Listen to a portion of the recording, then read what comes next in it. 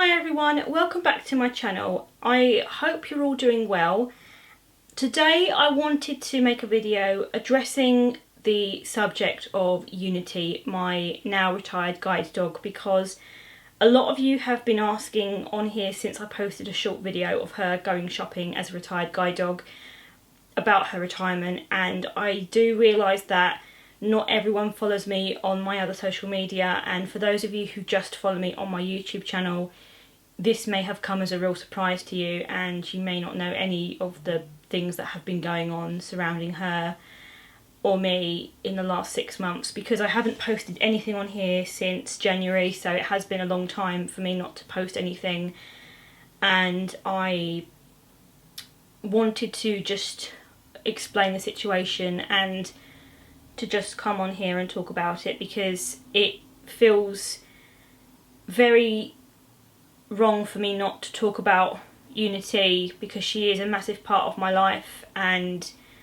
I've not spoken about anything that's gone on recently because I've just not been in the right mental headspace to do it, and I've just been putting off making this video for such a long time, but I realised that I really can't do that anymore and I need to talk about everything that's happened with Unity and myself over the last 6 months. So this is not a very easy video for me to film, as I'm sure you can understand, but it's something I need to talk about. So as you've already probably gathered, Unity, my beloved, wonderful, amazing guide dog, has now retired. So she is now my retired guide dog. She retired in February of this year, so she's now been a retired guide dog for around 5 months now, and she hasn't had the easiest start to her retirement. First of all, I want to talk about her retirement because a lot of people have been asking me questions about that. So Unity retired in February. As I said, she was around 10 years and 5 months old. Now, people have been asking me, why has she retired? What is the reason that she has retired? It is literally because she was too old. She was too old to be a working guide dog anymore, because just like us humans, working animals deserve and need a retirement. It's not ethical to make an animal work the whole of its life, and they need a chance to be a non-working animal, and Unity was no exception to that rule. So there wasn't any behavioural or medical reasons at the time as to why she needed to retire. It was just a case that she was too old to work, and guide dogs here in the UK, I can't speak for other countries, but here in the UK, guide dogs as a charity do like their dogs to retire around the age of 10. Some might retire a bit earlier if there's behavioural reasons, or if they just don't want to work anymore, or if there's medical reasons why they need to retire early. But if there's nothing like that, and if there's no medical reasons or prominent behavioural issues, then they will retire when they're around 10. Now, Unity, to be honest, hasn't done as much work over the last year before her retirement because of the pandemic. We did still work, but really over the last year she had already been winding down towards retirement. So from around the age of 9, she was already getting towards that stage because of the fact that COVID just really meant that it wasn't safe for me as someone who was high risk to go out and to work her in places. So she did get a lot more free runs and a lot more time spent in the park. And to be honest, I chatted with the guide dogs team about this and they agreed it would be for the best, and they were happy for me to do that because they knew that Unity was on the verge of retiring anyway. Now, she was a little bit older than she should have been when she retired, and the reason for that is because I didn't really work her a lot over the last year, but also I was due to go back to work, and it was around the time where everything was opening up again, around November, Christmas time, and I was just very nervous because I hadn't really been out a lot and I was going back to work, and I said I'm just really nervous about using my cane and being on my own with the Christmas rush and it being that busy. I work in a busy shopping centre, and I said, please, can I just work her for a little bit longer, just until after Christmas, just so I can get through these next few months. And they agreed that I could work her because I wasn't going to be overstretching it. She wasn't going to be going up to London or anything like that. It was just going to be a few shifts at work and that was it, and they were happy for me to do that. And that's what I did up until February when she officially retired. Now, I've been on the waiting list since October for a guide dog, although I've only been in priority 2, which is the lower priority, because basically the waiting list for a guide dog is split into a few different priorities. There's priority 1, which is what I'm in now since Unity retired in February, which is people who've had dogs and are now without them. And then there is priority 2, which is a mixture of different cases. And then I think there's priority 3, but I'm not entirely sure. So I've only technically been in priority 1 since February, but I have been on the waiting list as a guide dog owner since October, when we had one of our final aftercare visits, and I was also met with a trainer to establish my needs for a new guide dog and what I would need going forward. People have been asking me, have you got a guide dog yet? Do you know when you're getting another guide dog? And I don't have the answer for that, and I couldn't tell you when exactly, because it's just a case of when the right dog is available. And also, guide dogs as a charity have been very much impacted by COVID, so I can't say for certain. They have said that they're hoping to get me matched by the end of the year, but obviously no one can say for sure. It's not set in stone just because of so many different factors. In terms of Unity's retirement, she was a bit more of an older dog when she retired. She was 10.5, and that was just because of the situation with me going back to work and just how nervous I was, because I hadn't used my cane really a lot in those 8 years of working with her. I had worked with her for around 8.5 years. I matched with her in July of 2012, and I retired officially with her in February 2021. So it was a very long partnership. It was a very wonderful, fruitful partnership. It was an amazing, amazing partnership. We had such a good bond. We still do, as you know, her being a pet and me being her owner, but as guide dog and handler, we had such an incredible partnership, and I know that we really have touched a lot of people. A lot of people have been really moved by our story, and when I posted that she was retiring, a lot of people were very sad, because, you know, it has really been a wonderful partnership, and it is the end of an era, and it's the end of a very wonderful era, but it still doesn't make it any less sad. I feel like I've grieved 1,000 times over the past 5 months for her retirement. I genuinely miss our working partnership. I know that she does as well. Don't get me wrong, she does love retired life. I know that she really enjoys having that freedom to just run and be a dog and to just enjoy herself in that capacity, but I do know that she misses coming out with me every day. I know that she misses that connection with me, and I know she misses working, because I took her out the other day to meet my friends for my birthday. We went to a dog friendly cafe in Greenwich, and I had my cane and I took her on the lead, because she's a very good dog on the lead with my cane. She still acts like a guide dog even when she's on the lead. I think that when you've worked with an animal for so long and you know them inside out, and they literally are like an extension of your very body as well as your soul, having them just be a pet dog is very strange, because you feel like you've lost something. It is very much a grieving process. People have also asked me what is happening with her living situation. Does she still live with you? And the answer to that is yes, she does. She is now my pet dog. We agreed that we wanted to keep her, and that was always going to be the option. You know, even from day one we said we would always want to keep her. So she's a wonderful dog. She is such a chilled out dog, and she's loving her retirement. But like I said, I do feel like a part of her does miss working with me just as much as I do. In terms of how I've been mentally, I feel like I've experienced a whole plethora of emotions over the last 5 months with her retirement. I felt grief, I felt sadness, I felt happiness that she's had a retirement, I felt loss, I felt loneliness, I felt isolation. I feel like my mental health and all the emotions that one can experience has really, for me, been stretched to its further limits, and I'm waiting for it to shrink back down to normal size, because I have honestly been an emotional wreck the last 6 months. I am finding it difficult, I'm not going to lie. I don't enjoy using the cane. As I've mentioned before, I've never enjoyed using it.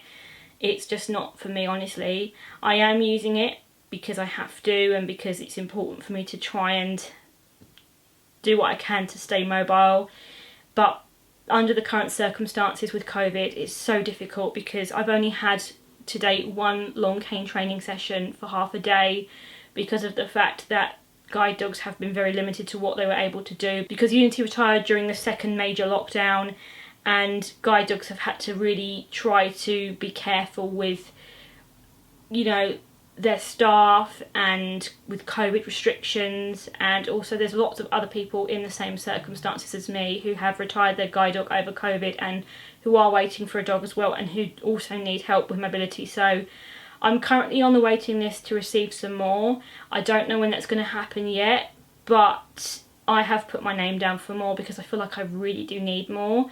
And I've also been in contact with my local borough, with the visual impairment team in my local borough, to ask for some long cane training, so I'm waiting to hear back regarding that. But of course, when there's only a small team of people dealing with a wider group of people with visual impairments who all have needs, it is difficult. So I don't know when I'm going to get more long cane training, but I have done everything I can to try and get what resources I can to try and help me with my skills.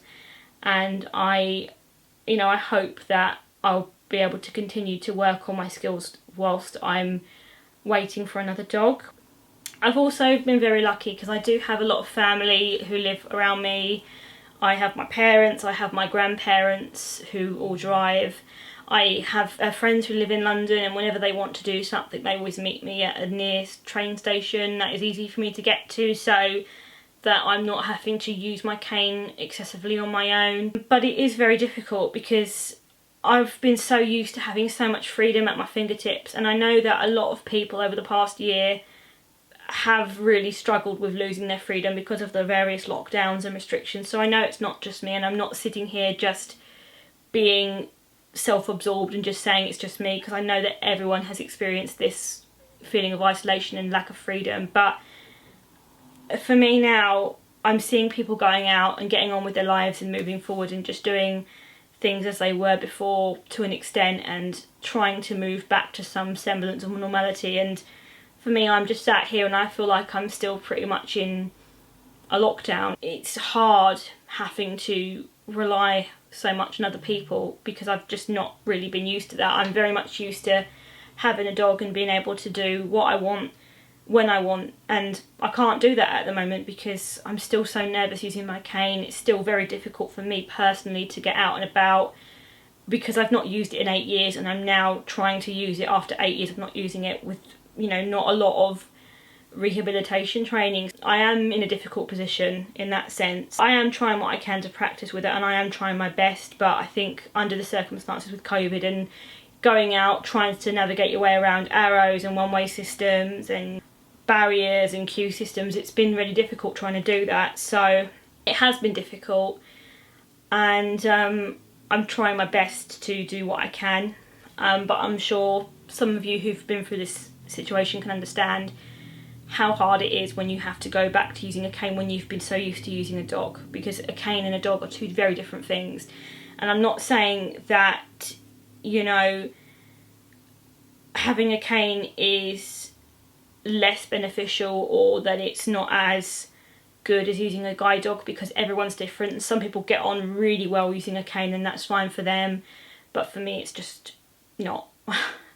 I'm going to be totally honest, it's just not. But like I said, everyone's different, everyone's got different preferences, and I think there's pros and cons to both. You have to remember having a dog is a lot of responsibility, whereas having a cane isn't. So they kind of, there's pros and cons to them both, but I'm very much a guide dog person through and through. I always will be. And so I now want to talk about the next part of this video, which is really not something I want to talk about because it's really upsetting for me to have to talk about this. So when Unity first retired, we noticed that she had a lump on her front paw, and at the time we didn't think too much of it because she'd been going for a lot more free runs, so we thought she might have just injured it and it might just be a graze.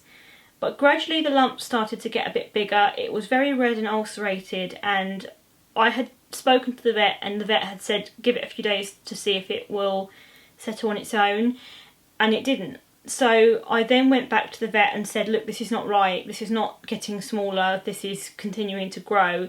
And, you know, Unity's had lumps before. She had a massive lipoma the size of a tennis ball on her side, and she had to have it removed in the end because it got that big.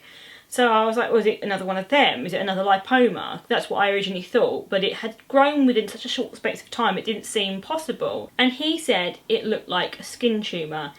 And he said he wanted to shrink it a little bit before he went in and tried to remove it, because where it was kind of on her wrist, on a dog's wrist, so above the pads.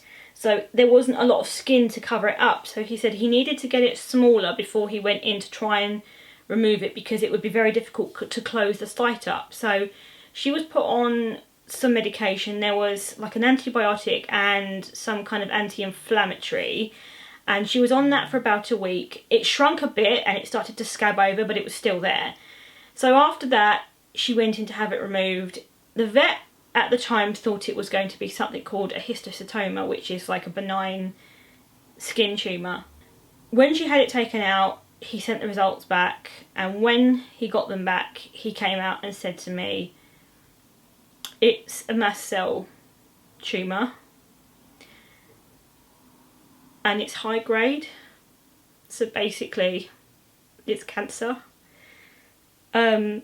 So within about 3 weeks of retiring her, I found out that my dog had cancer.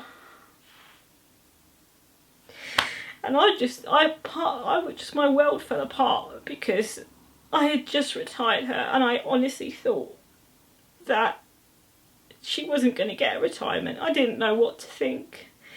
They didn't know if it had spread.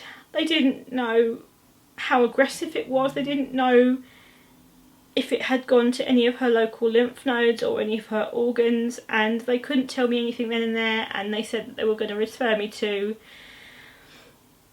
a oncologist, so a specialist in cancer for dogs. So when I got home, I had a meltdown. I spoke to several people from Guide Dogs, and they helped me with the process. They helped me to get her referred to an oncologist. They helped me to get her seen by a specialist. The vet referred her, and she was then seen by a specialist called North Downs Veterinary Referrals. That's in Surrey. And this happened all within about a month. So around that time, I had been planning, before I got the news, I'd been planning to post a video about Unity's retirement, and then just like that I got the news about her cancer, and I was just thrown into this whirlwind. I just didn't know what to think. I didn't know what was going to happen, and part of me didn't want to be sat there making videos whilst my dog had cancer, and I didn't honestly know what the prognosis was going to be. I didn't want to be taking time away from spending it with her if it meant she had a really bad prognosis. So we got seen by the veterinary specialists, and the oncologist ran quite a few tests. He took samples of her spleen, he took samples of her liver, he took samples of her blood, he took a sample of her local lymph node, he did ultrasound, CT scans of everything. And what he had found after running the tests was that the cancer hadn't spread to any of her organs, so it wasn't in her spleen or her liver. There was nothing showing up in her tummy. And he said that that was a very good prognosis, but there was evidence of cancerous mast cells in her lymph node, her local lymph node that was closest to where she'd had it removed, which the vet forewarned me of, because he said it's such a difficult area to get it all out, it might have gone to her lymph node, and he did forewarn me about that. The vet said that the best thing for her at her age would be to put her on a specialist drug called Massivet. And Massivet is basically a drug that is designed to block the pathways of cancerous mast cells and stop them from being able to form and multiply. Here they are, this is what they look like. Like I said, they're called Massivet. She's on 8 a day, which is quite a lot, but for her size it's what she needs. So she was put on those about a month afterwards, because there was some issues getting it from the supplier, because it's a very popular drug. because it's a lot more kinder than chemotherapy and it's a lot more affordable than chemotherapy. But after a month we managed to get hold of it, and then she was put on it, and she's been on it now for I think about 3 months. I went to the vet last month and we received the news from the specialists that the lymph node was totally back to normal, because at the time when she first had the scans they could see mast cells in it, and also it was swollen, so it was large and engorged, and they could tell even before taking a sample that there probably was cancer cells in it. But now it's completely back to normal. She's had no new lumps or anything, and she's doing really well. And they also have to now run blood tests on her. Originally it was done by the specialist for the first couple of months whilst she was on the medication, because with Massivet it can give them certain side effects, but they are very good at being able to guess if that's going to happen through blood tests. And they originally said after doing the blood test that she seemed like a very good candidate to be on the Massivet because of her health, so they thought that she was going to do really well on it, and they predicted right, because she's done really well on it and her blood tests have all come back fine. And the oncologist himself said she's done better than even I could have hoped for, and he's dealt with so many cases of mast cell tumours, so for him to say that was really promising. So now what's going to happen is that she's going to be referred back to our local vets who originally did the surgery, and they are going to take over the responsibility of doing blood tests, because there's no need for her to stay on at specialist now that she's under the right medication and it's been shown to work. So she's going to be on Massivet for around 18 months, all being well.